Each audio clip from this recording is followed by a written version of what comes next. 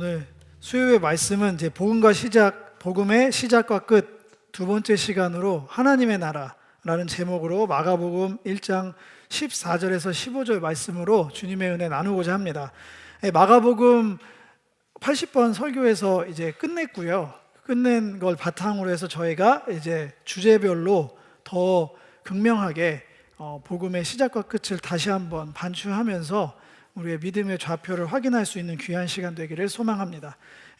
본문 말씀은 마가복음 1장 14, 15절 딱 두 절만 읽도록 하겠습니다. 가로놓기는 빼겠습니다. 읽겠습니다. 시작.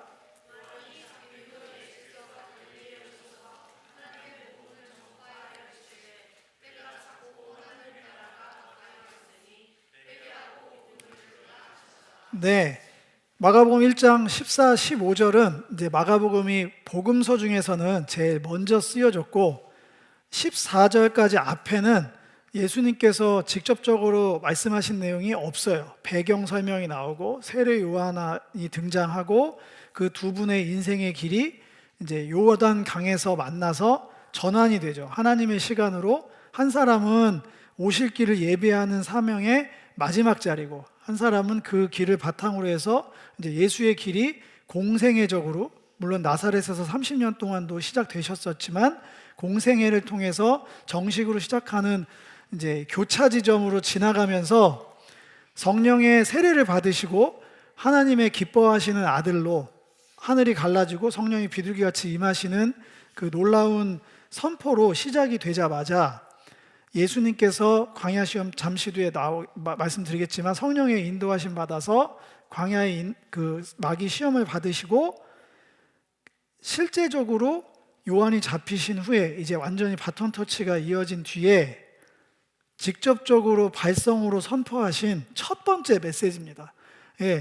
누군가가 제가 몇 번 요새 최근에 와서 이 얘기 드리잖아요. 누군가의 첫 연설, 그 연설의 헤드라인 같은 첫 번째 선포는 그 사람이 가장 갈고 닦고 가장 중요하게 여기는 핵심 중에 핵심을 담아낼 거예요. 저도 그럴 거고 예수님도 정말 첫 번째 이 세상을 향한 공적 사역의 첫 번째 메시지로 오늘 여러분들이 저와 함께 읽은 마가복음 1장 14에서 15절 말씀을 우리에게 허락하셨습니다.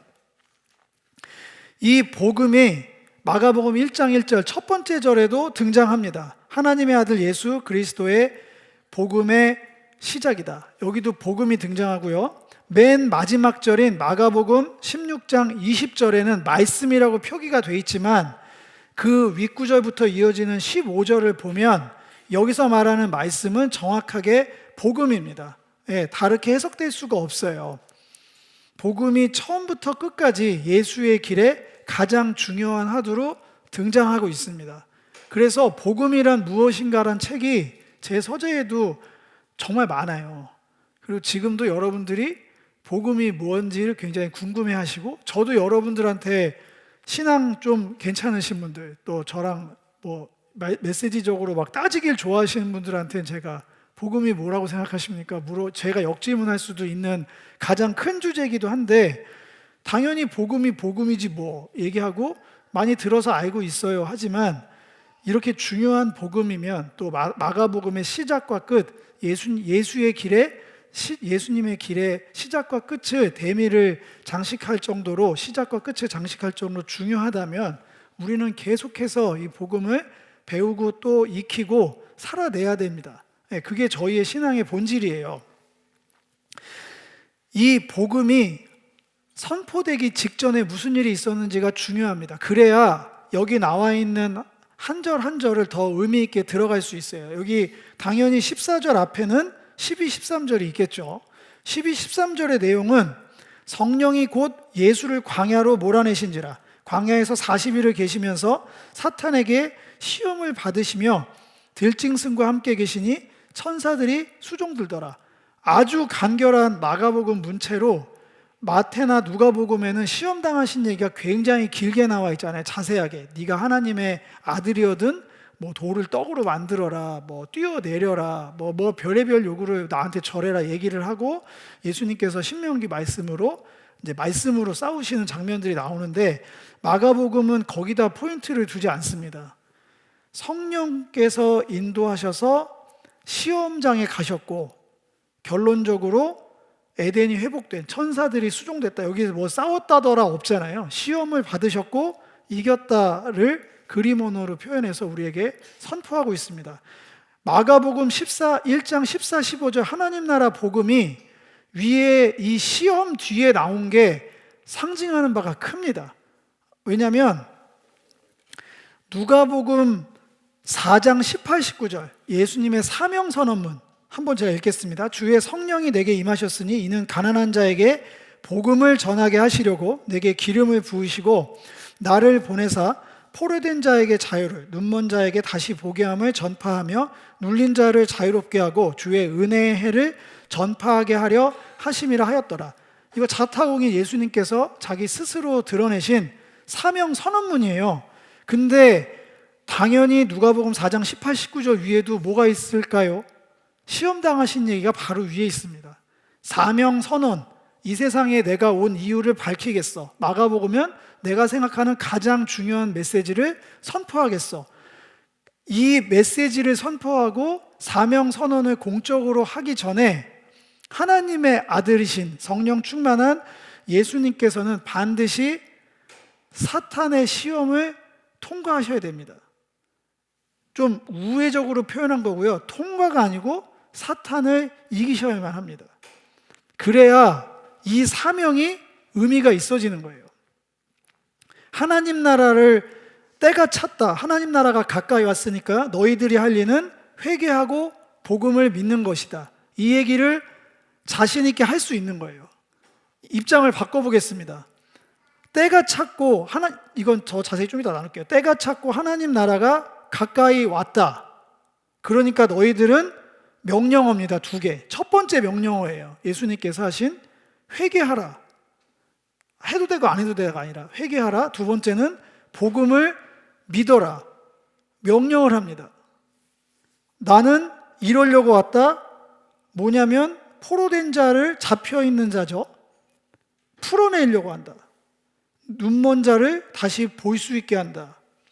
눌린 자를 자유롭게 하고 구약 언어로 따지면 주의 은혜에는 희년이죠. 모든 것들을 리셋해서 하나님과 함께 동행하는 원래 우리 체질, 에덴에서 했던 그 기억들을 극단적으로 끄집어내는, 이걸 왜 얘기 드렸냐면 여기 자신 있게 나는 포로된 자유를 자유롭게 한다. 뭘 믿고요? 그 얘기는 아무나 할 수 있어요. 저도 할 수 있어요. 내가 뭐 돈 줄게. 내가 뭐 잡혀있는 거 풀어줄게. 병 낫게 해줄게. 뭐 잡혀있는 거, 눌려있는 거 풀어줄게. 말은 할 수 있는데 그걸 내가 어떻게 믿나요? 어떻게 믿어요? 그리고 내가 누구한테 너 회개해. 명령이야.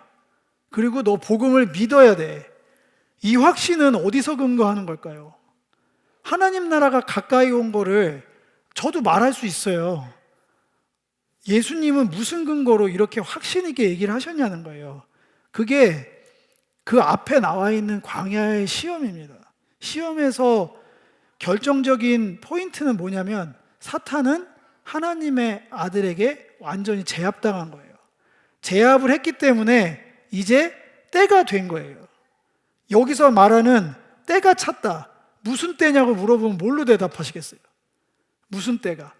뭐 여러 가지 피셜을 할 수 있습니다. 성경 전체로 왔다 갔다 하시면서 뭐 부활의 때가 왔습니다. 십자가의 때가 왔습니다. 뭐 하나님의 능력이 다 맞는 얘기예요. 틀리지 않았어요. 근데 본문으로 집중해서 들어가면 바로 윗구절 위의 내용보다 사탄, 악의 시대가 종식됐다는 때예요.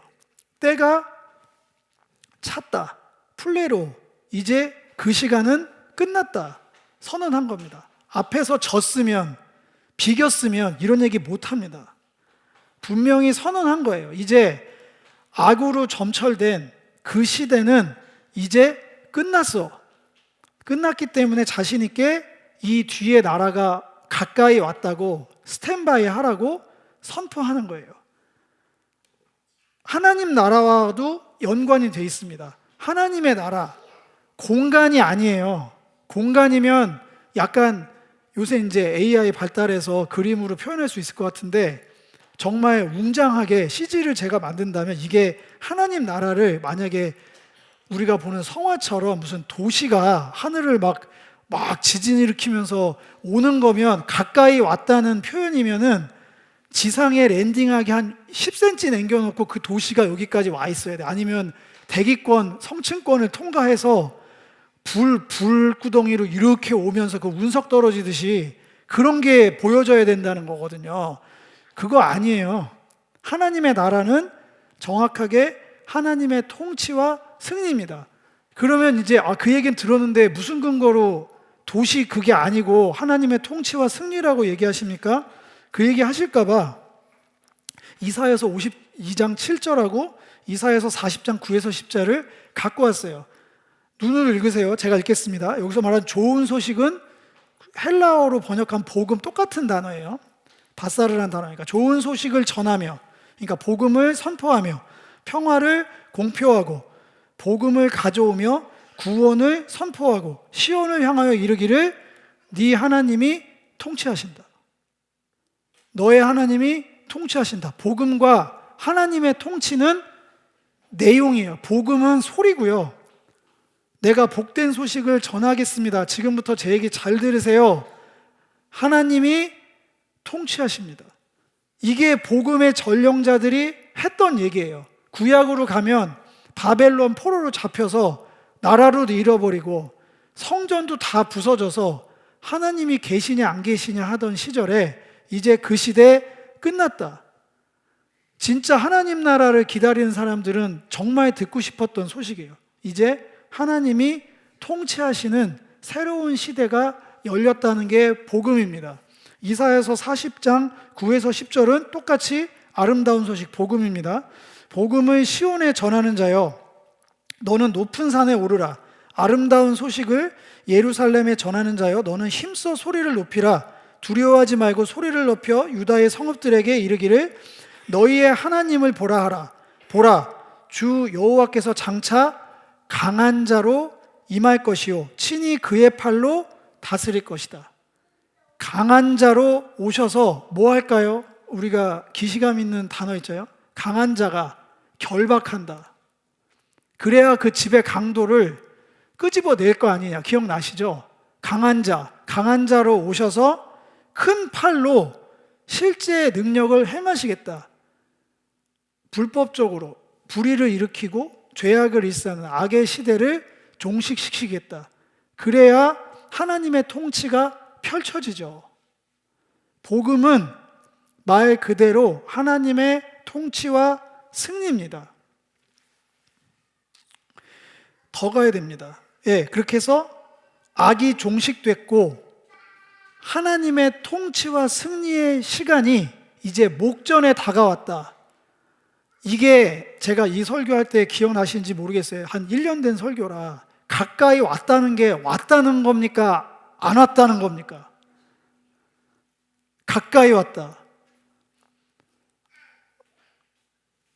제가 만약 무슨 영화를 보면 VIP가 오면은 지금 VIP께서 입장하기 직전입니다. 가까이 오셨습니다 하면 온 건가요? 안 온 건가요?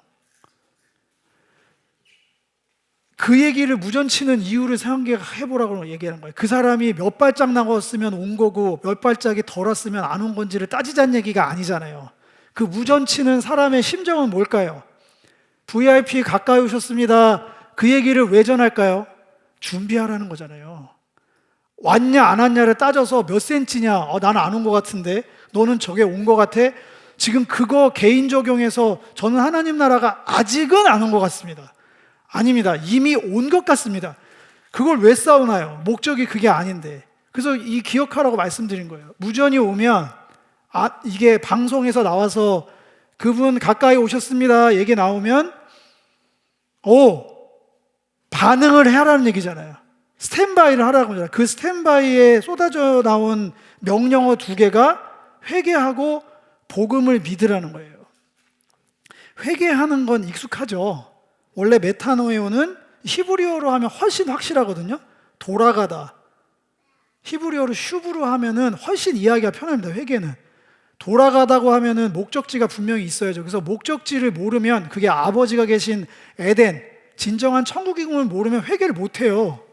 뉘우침이 회개면은 대법원 법원장 앞에서도 회개할 수 있고 잘못한 사람한테 회개할 수 있고 그건 잘못을 뉘우치는 거잖아요. 기독교적 회개는 당연히 그게 포함됩니다. 여기서는 1차적으로 그 회개를 말하는 게 맞습니다. 그러나 그 회개는 당연히 그 진도가 나가면 그 회개의 끝은 당연히 아버지께로 가는 거예요.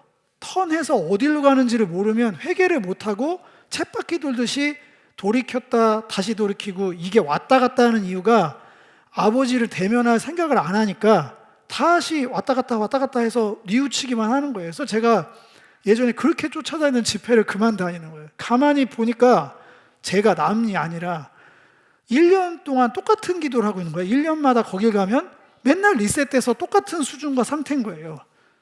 제가 작년에 은혜를 받았는데 얼마 동안은 괜찮았는데 이런 계기를 통해서 또 무너졌네요. 그래서 또 왔습니다. 은혜 주세요. 그러면은 또 은혜 충만히 받아서 해같이 밝아서 또 나가. 다시는 내가 그러지 않겠다 그러고 내년에 또 그거 문자 와. 주님이 부르십니다. 오라 그러면 또 가. 또 해 그거. 그거 하다가 안 가는 거예요. 아, 소용없구나. 그걸로 안 되는구나. 히브리어로 가면 훨씬 쉬운데 메타노에 하면 헬라 사람들이 읽는 성경답게 이거는 곰곰이 생각하다예요. 생각하다. 상념의 장기다. 분석하는 거지. 내가 왜 이렇게 살고 있지? 이거 아닌 것 같은데 뭘 잘못하고 있는 걸까? 그것도 마찬가지입니다. 왜 메타노로 배역하는지 저는 이해될 것 같아요. 기준이 있어야죠. 판단 기준이 없는데 생각해서 뭐합니까? 나 혼자 생각해서 이게 잘못인지 잘못이 아닌 건지 시시때때로 변할 텐데 조건과 상황에 따라서 예전에는 잘못이었는데 좀 지나고 보니까 그때 그거 잘못 아닌 것 같은데 바뀌어요. 우리는 기준이 있어야 생각을 하죠. 생각을 해서 판단 근거로 삼아서 이건 잘못된 거다. 이건 잘못되지 않은 거다. 이 기준이 캐논이 있냐는 거죠. 그게 하나님 말씀이에요. 그래서 저는 슈브나 메타노아나 같다고 생각합니다. 기준이 있고 히브리어로 하면 관계 언어로 아버지께 돌아가는 게 회개고요. 그리고 헬라적으로 따지면 정확한 명확한 기준을 가지고 내 삶에 흐트러진 것들을 다시 원상복귀 시키는 거예요. 그게 회개입니다. 당연히 하나님 나라가 몇 발짝 남았든 이미 왔든 상관없이 이 얘기를 고지고대로 듣는 사람은 명령으로 되어 있는 회개를 해야 됩니다. 그게 하나님 나라가 가까이 온 실제예요. 이 얘기 백날 들어봐야 그게 안 되면 또 들어야죠. 두 번째가 미스테리입니다. 분명히 위에 복음을 전파해서 하나님 나라라고 설명을 했는데 또 복음을 믿으라고 얘기합니다. 조금 이상합니다. 분명히 복음을 믿으니까 회개하고 뭘 해라고 얘기를 하는 건데 거기에 복음을 믿는 게 또 들어가 있어요. 믿는 사람이 회개하는 거잖아요. 그러면 뒤에 회개하고 봉사활동을 해라, 섬겨라 이런 게 더 어울려요. 하나님 나라 가까이 온 줄 알면 회개하고 예배해라, 회개하고 사역해라, 회개하고 복음 전해라 이런 게 나올 것 같은데 회개하고 또 복음을 믿으라. 여기서 말하는 복음은 뭘까요? 여기서 말하는 복음. 그래서 한 걸음 더 들어가면 마가복음 8장 35절에 누구든지 나와 복음을 위하여 자기 목숨을 잃으면 구원하리라. 여기서 나와 나 앤드 복음. 나 따로 복음이 아니라 설명하는 거거든요. 전치사적으로. 나 곧 복음. 여기서 나는 예수죠. 예수, 나 자체가 복음. 밑에도 마찬가지입니다. 예수께서 이르시되 나와 복음. 나와 복음. 꼭 내가 복음 같네. 나와 복음. 예수 나를 위해, 복음을 위해 집이나 어쩌고 하면은 다 받는다. 오늘 포인트가 그게 아니까 영생을 받지 못할 자가 없다. 다시 돌아와서 회개하고 복음을 믿으라. 여기서 이 복음은 뭘로 바꿀 수 있냐면 예수로 바꿀 수 있어요. 그러면 자연스러워집니다. 하나님 나라인 복음, 하나님의 복음이라고 위에 수식어가 되어 있는 하나님의 복음은 뭐냐면 악의 시대가 끝났고 하나님이 통치하시는 강한 자로 오셔서 그의 팔로 다스리시는 그때가 왔다. 그 시간이 왔으니 너희는 아버지께로 돌이켜야만 한다. 기준점을 분명히 해서 너의 생각을 곰곰이 해서 너의 삶의 패턴을 다 바뀌어가야 한다. 그게 파트 1. 두 번째, 하나님의 복음을 믿는 자는 예수를 믿어야 한다로 되는 거예요. 이걸 합치면 뭐가 될까요? 하나님의 통치와 승리는 예수를 통해서 하신다는 거예요. 그걸 분명히 아셔야 됩니다. 그래야지 기준이 분명해져요. 하나님의 통치와 승리 뭘로 볼 수 있습니까? 그게 뭔지 어떻게 알아요? 하나님이 통치하시고 승리하시는 거를 우리는 어떻게 알 수 있느냐는 거예요. 실제적으로 예수를 통해서만 아는 거예요. 예수님의 말씀, 예수님의 사역, 예수님의 십자가, 예수님의 부활, 예수님의 동행 동역하심, 그게 하나님의 통치와 승리의 모든 겁니다. 그 이상도 없고 그 이하도 아니에요. 그러니까 우리가 구원 받으려면 예수 믿으라고 하는 게 그래서 정확한 얘기예요. 근데 여기서 구분할 거는 예수라는 신을 믿으라는 게 아닙니다. 예수라는 또 다른 n분의 1의 신이 있고 그 신을 믿으면 천국 간대. 예수 천당 불신 지옥에 그거를 풀어서 설명하지 않으면 저는 예수라는 또 하나의 아이콘, 또 하나의 신을 만들어내는 거랑 별반 차이가 없어요. 설명을 해줘야 됩니다. 예수 믿으라는 게 뭔지.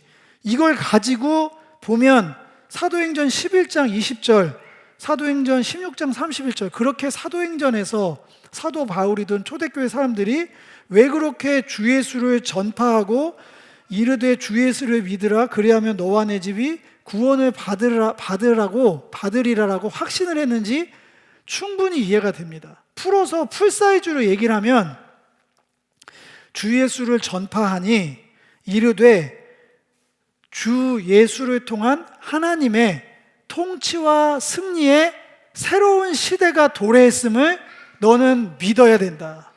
그러면 너의 삶은 완전히 바뀔 거야. 처음으로 돌아가 보겠습니다. 원래 복음이라는 말은 기독교에서 만들어낸 말이 아닙니다. 그때 당시에 이거 정말 수백 번 얘기했어요. 원래 복음이라는 유앙겔리온이라는 말은 로마 황제, 팍스 로마 나라를 다스리던 로마 황제가 전쟁에서 승리해서 영토를 확장하거나 왕위가 계승이 돼서 새로운 왕이 등장해서 새로운 시대를 열었다고 할 때 파바를 보내서 선포하는 거예요. 이 두 가지가 다 그 당시에 로마인들이 봤을 때는 자기 삶이 획기적으로 변화되는 사건입니다. 영토가 확장되면 실제적으로 이건 이제 로마 입장으로 얘기하는 거예요. 오해하지 마시고 식량이 늘어나죠. 전쟁이 가장 수지 맞는 악질 중에 악질의 죄의 집대성이잖아요. 죽지만 않고 이기면 다 갖는 거예요. 도박도 그런 도박이 없어요. 목숨을 건 도박인데 좀 잔인하게 얘기하면 내 총알을 나는 피하고 쟤를 맞추면 내가 다 갖는 거예요. 걔는 죽었잖아요. 이런 갬블이 없어요. 그러니까 인간이 고안해낸 가장 악질이 전쟁이에요. 가장 악질이. 요새 가자지구 화면 나온 거 못 보셨어요? 초토화됐어요. 거의 한 세기가 뒤로 가버렸어요. 건물의 도시의 80%가 무너졌다니까? 아무것도 없어요, 거기. 근데 그걸 왜 할까요? 그건 이제 그 전쟁은 아니지만 일반적으로 나라가 전쟁을 하면 다 갖는 거예요. 또 하나, 다 노동자 다 데려오잖아요, 종으로. 그러니까 내 삶이 완전히 획기적으로 바뀌는 거예요. 그리고 왕이 바뀌었어.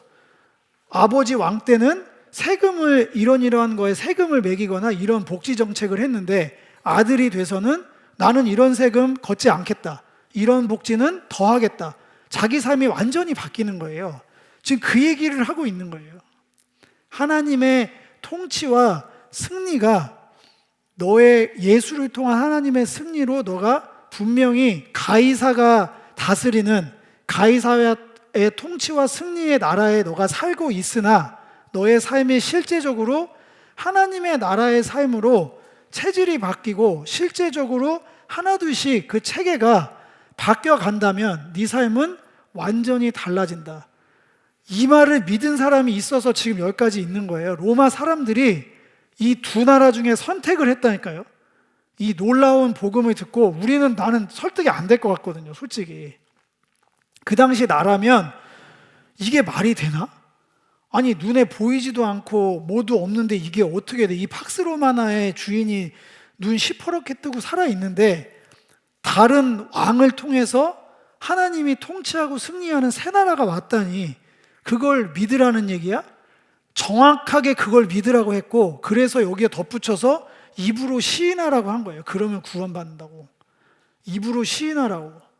그 입으로 시인하는 게, 야, 너 이거 증거로 이렇게 막 따지고 들어간 게 아니라 그만큼 명확하게 믿어라.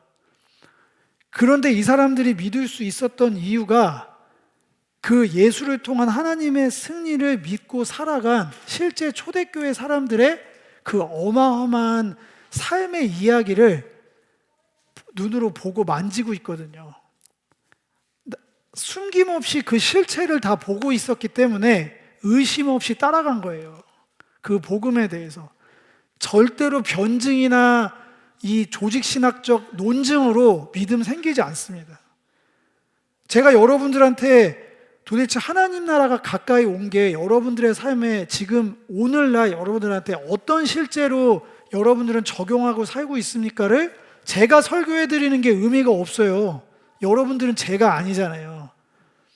이 설교를 듣고 적용은 여러분들의 삶에서 곰곰이 생각하셔야 돼요. 나의 기준은 뭔가? 내가 선택하는 기준, 내가 결혼을 하고 직장을 다니고 돈을 벌고 아이들을 낳고 기를 때마다 기준과 선택의 이유는 뭔가? 나는 나의 삶의 방향은 어디로 향하고 있는가? 그게 실제라니까요. 그거 없이 여기서 예배 드리는 게 저는 놀랍게 시간 낭비라고 생각합니다. 정확하게 따지면. 이 예배를 통해서 전심으로 아까 찬양 그 찬양 중에 찬송가 내가 매일 십자가 앞에 더 가까이 가오니 마가복음을 다 하면 저는 다르게 들리더라고요. 분명히 십자가로 가까이 가는 것이 싫어서 다 도망갔잖아요. 우리가 그 제자의 실패를 보면서 다시 갈릴리에서 시작하시는 주님의 희열을 느끼며 너무 감동했잖아요. 그러면 그 찬양이 이제 내 삶은 이제 십자가를 피하지 않겠습니다라고 결단의 고백으로 들어가는 거예요. 내가 매일 십자가 앞에 더 가까이 가오니 제자들은 못했던 거예요. 그 고백.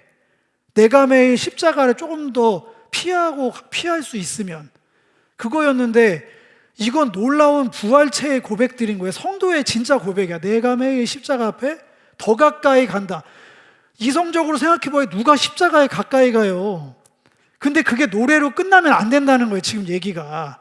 그러면 삶에서는 뭐가 십자가냐는 거지. 내가 질 수 있는 십자가는. 뭐가 십자가를 통과해서 갈 수 있는 그 길이냐는 거죠. 그게 복음의 실제고 회개하는 실제고 예수를 믿는 실제예요. 그것 따로 예배 따로 큐티 따로 성경 공부 따로 이렇게 가면 기도 따로 가면 그게 정말 하나님 나라가 가까이 왔다고 무전을 들은 사람의 방식일까요? 내가 만약에 경호원이면 VIP 모시는 게 내 직업이면 VIP 가까이 왔습니다 하면 모든 걸 다 내려놓고 거기에 맞출 거야. 거기에. 이것도 마찬가지예요. 나라 바뀌는 거 요새 우리가 보고 있잖아요. 헤드가 하나가 이게 어디 편드는 걸 떠나서 이제 어찌됐든 또 선거하잖아요. 이게 얼마나 삶에 영향이 오는지 애들은 몰라요. 나이를 먹어갈수록 안다니까요. 이자가 얼마나 바뀌고 얼마나 부동산 비용이 뛰며 얼마나 아이들 교육, 보육이 바뀌는지 한 사람의 영향력이 내 인생에 송두리째 바뀌는 거야. 나는 가만히 있었는데 나는 왜 저 사람 때문에 내 인생이 이렇게 되나. 그 연속이잖아요. 누구 하나들 여러분들이 만족할 만한 헤드가 누가 있었어요? 아무도 없잖아요. 믿고 또 해보면 그놈일세. 뭐 이러고 계속 오는 거잖아요. 그거를 이제 끝내시고 온전한 이 복음 앞에 자기 삶을 곰곰이 생각해 보셔야 돼요. 메타노에 회개하셔야 돼요. 회개하세요. 이렇게 윽박질러서 하는 감정적 회개 말고 진짜 차분하게 내 삶이 얼마나 남았을까? 그건 아무도 모르죠. 계산해봐야 소용없습니다. 평균 수명은 우리나라 기대 수명은 세계 거의 탑 수준인데 그건 하나님 마음이니까, 인명은 제천이니까 그건 제껴두고 지금까지 온 건 그렇다 치고 앞으로의 삶은 내가 어떠한 기준을 가지고 어디로 가야 되지? 어떻게 살아야 되지? 그게 회개니까. 이따 기도하면서 회개하셨으면 좋겠어요. 그리고 나는 정말 예수를 통해서 하나님의 통치와 승리를 이 신앙생활을 통해서 분명히 보고 있나? 나는 계시가 정말 눈 감았는데 홀로전이 팍 열리면서 꿈속에서 환상 같은 게 열릴 수 있어요. 전 여러분 다 보기 원해요. 바울은 그렇게 해서 인생이 송두리째 바뀐 사람이잖아요. 환상을 통해서. 여러분들이 그 환상이 그거 환상 보게 해주세요. 환상 보게 해주세요. 그럴 수도 있지만 여러분들이 매일 읽는 성경, 듣는 말씀 속에서 예수님의 이야기를 통해서 하나님이 어떻게 세상을 통치하고 승리하고 계시는지가 보인다면 그거야말로 진짜 계시입니다. 그게 보이면 그 길로 가면 되거든요. 그 삶의 방식으로 따라하면 돼요. 주님 따라가는 거는 그분을 본받는 거잖아요. 가르침대로 행하는 거예요. 그래서 이제 주일날로 연결되는데 회개하고 복음을 믿는 사람을 우리는 뭐라고 그러냐면 제자라고 하는 거예요. 왜 12 사도들을 제자라고 명명했을까? 선생이고 제자라는 표현으로 왜 수식을 했을까? 원래 우리는 그런 관계 싫어하잖아요. 예수님이 나를 자녀로 불러주는 거 되게 좋아하잖아. 몽글몽글하고 좋아하는데 복음서는 철저하게 제자라고 표현합니다. 그들을. 그 얘기에 깔려있는 건 뭐냐면 배우고 익혀서 그렇게 살아라예요.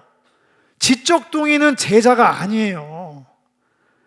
그러면 제가 이 시리즈의 맨 마지막인 5번째 그 본문이 마지막인데 왜 가르쳐 지키게 하라고 하셨을까요? 너희들은 온 땅에 다니면서 복음을 전파하고 내가 분부한 모든 것들을 가르쳐 지키게 하라. 바꿔 말하면 다 제자가 되게 해라. 근데 가르침도 모르고 지키지도 않는데 자기는 예수 믿었으니까 천국을 간대. 이거를 오냐 하고 맞습니다. 그건 모르죠. 제가 판단할 수 없죠. 이런 목회자 큰일 나는 거예요. 얘기해줘야 돼요. 그렇게 하면 안 된다고. 제가 얘기해 드릴게요. 그거 보장 못 합니다. 저보고 구원론 갖고 흔들지 마세요. 이런 얘기 하지 마. 여러분들 사랑해서 하는 얘기예요. 가르침을 듣고 지키는 자가 제자잖아요. 아니 어느 제자가 스승이 말하는 걸 귓등으로 들으면서 나는 스승을 좋아합니다. 따라갑니다. 절로 가 임마 그러잖아. 그거는 몽댕이 어딨냐. 정신 차려. 정신봉으로 때리고. 그러니까 철저하게 복음서가 왜 부름을 받은 그 사람들을 제자라고 했는가. 그것도 회개하세요. 곰곰이 생각하세요. 메타노예요. 내 삶의 기준은 주님의 가르침이 맞는가? 뭘 하나 보더라도, 뭘 하나 사더라도, 누구를 만나더라도, 누구와 무엇을 기획하더라도, 아이들의 진로를 선택함에 있어서도 다 마찬가지예요. 열심히 자녀들 기르는 건 다 합니다. 온 지구의 모든 사람, 정상적인 부모면. 뼈 빠지게 일해서 자녀 잘 되고자 하지 않는 사람이 세상에 어디 있어요. 그게 크리스찬 아니에요. 그 사람들 좋은 부모일 수 있는데 크리스찬 아닙니다. 더 나가야죠. 주님의 기준대로 얘가 삶을 선택할 수 있도록 도와야죠. 행복하게 사는 게 장땡이라고 얘기하면 안 됩니다. 얘한테 반드시 다른 사람을 살려낼 수 있는 무언가를 찾아야 된다. 네 삶의 목적은 거기 있다. 이 땅에 너를 보내신 이유가 거기 있어. 그 직업을 찾아야 돼.